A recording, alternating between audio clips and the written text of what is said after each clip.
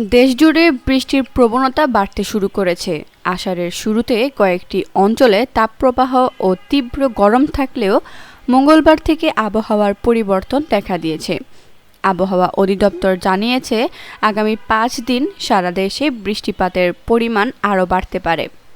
বুধবার এর পূর্বাভাস অনুযায়ী চট্টগ্রাম ও সিলেট বিভাগের অনেক স্থানে এবং রংপুর, রাজশাহী, ঢাকা, ময়মনসিংহ, খুলনা ও বরিশাল বিভাগের কিছু এলাকায় দমকা হাওয়া ও বজ্রপাত সহ হালকা থেকে মাঝারি ধরনের বৃষ্টি হতে পারে। একই সঙ্গে দেশের কোথাও কোথাও মাঝারি থেকে ভারী বর্ষণেরও সম্ভাবনা রয়েছে। তবে দিন ও রাতের তাপমাত্রা প্রায় অপরিবর্তিত থাকতে পারে।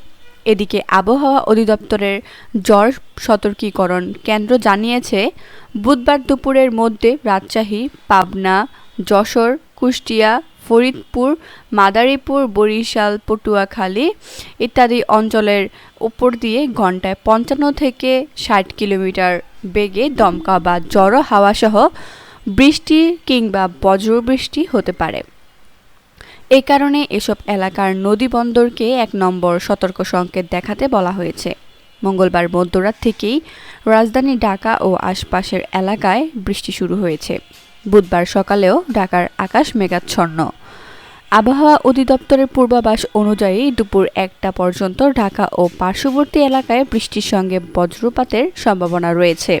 এ সময় দক্ষিণ অথবা দক্ষিণ পূর্ব দিক থেকে ঘন্টায় 10 থেকে 15 কিলোমিটার বেগে বাতাস বইতে পারে।